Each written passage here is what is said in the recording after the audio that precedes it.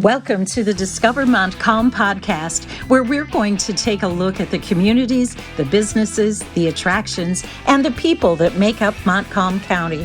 Here is your podcast host, Duane. I'd like to welcome you back to the Discover Montcalm podcast. I have Steve Schofield here, who's in the technology field. He's also an adjunct at MCC. And we were talking about the Tech Fest that they had at MCC, and it was a success. I mean, I was there with my students capturing stuff, but just watching the vibe in the room. You know, when you said that it exceeded, I could see where it would exceed.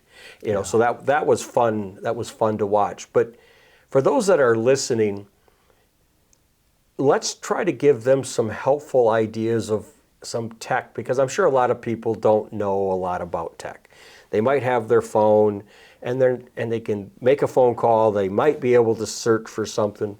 But what are some basic consumer or just all around tech tips that you can share that might help the listeners be more protected? Yeah, so one of the areas that I focus on in cybersecurity is mobile technology. And the phone, everybody has a phone. Mm-hmm. Everybody has a device. They have a tablet, they have a phone. And when people ask me, like yourself asked that question, a few things, one, use a password manager. So there's something called LastPass. There's another one called Bitwarden. Each of us could all go, our eyes just roll out over back of our head when we have another ID and another password. So for keeping track of passwords, when you use one of those services, you can have it on your desktop, you can have it on your phone, you can have it on your tablet. So you keep all of that, that's secure. Those are a couple services that I've seen used. I personally use Bitwarden personally, so there's been services that have gotten hacked, and there's a risk reward kind of thing, but those are two that I currently would, if people ask me for password manager. But specifically on the phone, keep your Bluetooth turned off if you don't need it. Keep your location services to the applications that need it. Don't ever turn it on always. There's another feature called background refresh that I turn off specifically. And much like your twice a year you have to change your batteries in your smoke alarm, if you don't need the app on your phone, take it off. Right. And those are basic things. The other thing is like a hotspot. So if you have your phone has, like in my case, I have a hotspot on my phone. If you don't need it, turn it off.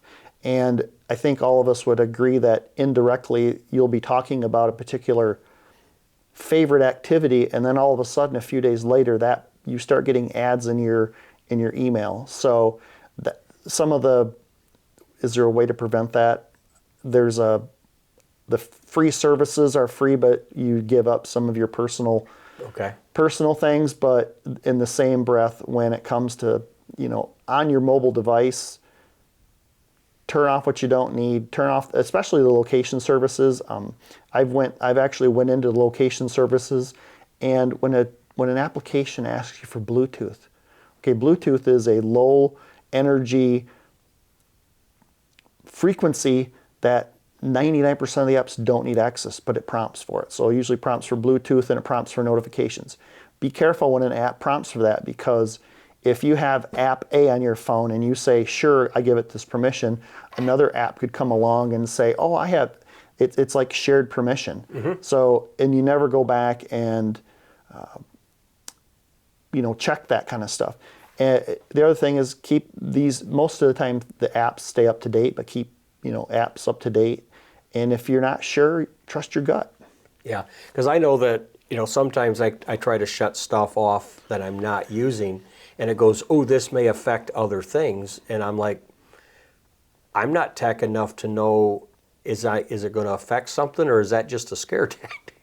Yeah, it's a warning, but like the background refresh thing, one that saves on your battery. Mm-hmm. But if you have an application that has location services on all the time, it's tracking where you're going, and there's ways, if you take pictures and it's got that stuff embedded into it, there's some I don't mean to scare users, but I've even turned off location services and then see what breaks. And then, maybe you use Google Maps or Apple Maps or Waze or something for for your GPS system. We used to have GPS systems, but now it's just on our phone. But okay, now you've learned what you do and what don't needs it. Turn it on for those apps. Go through and it's something like changing your batteries twice a year. Time change. Right.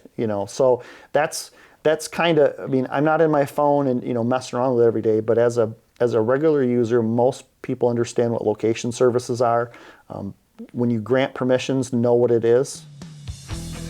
We'd like to thank our sponsors. West Michigan Technology and Design Solutions is your perfect choice for managed IT, website design, website hosting, and consulting services.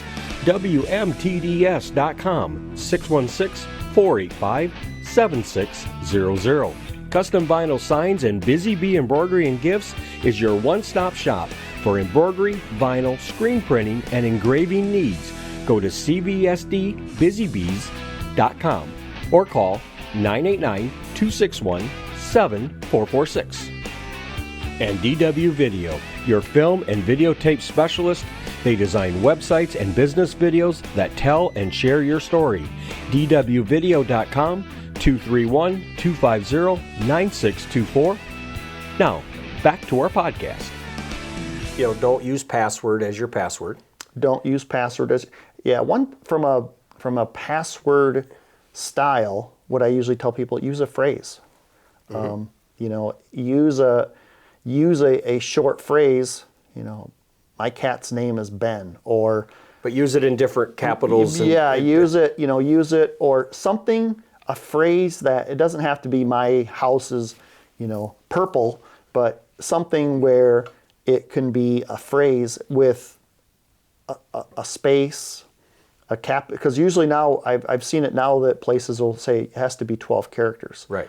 Well, if you're mix and match and whatever, that's where the password managers have come into play. Where I've even gotten to the point where I just let it create like a 25 character random whatever. And when it's asking for authentication, I just use the password fill-in option of my password manager. So that's maybe a little advanced thing, but it's nice because then usually the password manager, which creates a random one.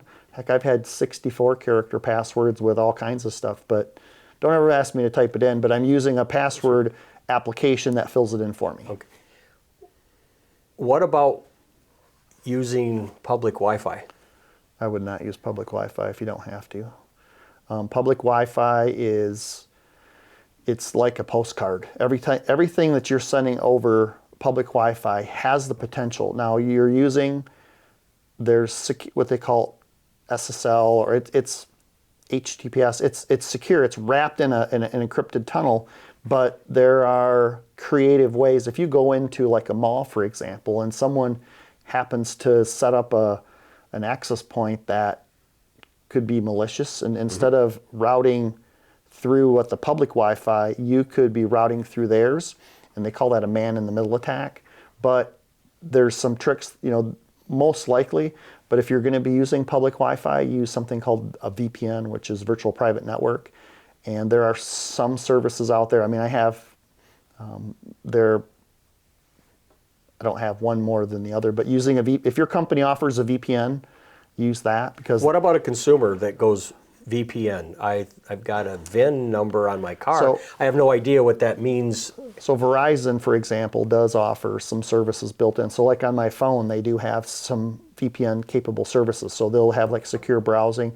Check with your carrier. Check with Spectrum. I know Spectrum has some stuff. So specifically, if you have Sprint or Verizon or T-Mobile or whatever, see if they offer some services that you put on your phone, and when your phone fires up, it can use those services. Okay, so that'll protect you from those public Wi-Fi chances of everybody seeing what you've got. Well, I'm sure we could sit and talk tech for a long time, and maybe the best solution here is if I get some feedback on this.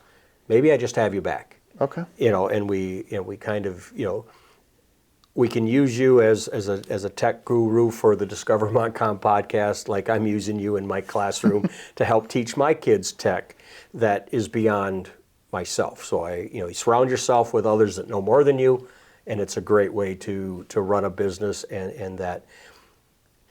My last question is, in your opinion, and you grew up here, Yeah. why should someone discover Montcalm County? It's been interesting to, it's rural, yet there's modern services, but there's a lot of, I did another podcast and they asked me, why did I like that? And I really appreciated the rural, you don't have to deal with traffic. I've been in places where there's 12 million people, there's different, that's a lot different, but yet it's unique enough that if you like outdoor skiing, biking, pickleball, any of those kinds of things, that if you're in a position where you work remote, the cost of living's, well, it's higher than it has been, at least, at this stage of the life, but it still offers a good family atmosphere, good schools. Sure. So, and you're not too far from any lake. Yeah, it doesn't take you long to get to what's around here or the big lake.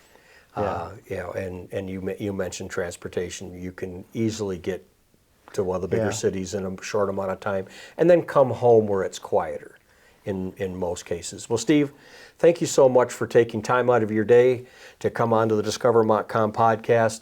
You can follow Discover Montcalm podcast on Instagram, Facebook, YouTube, as well as discovermontcalmpodcast.com for all of our episodes.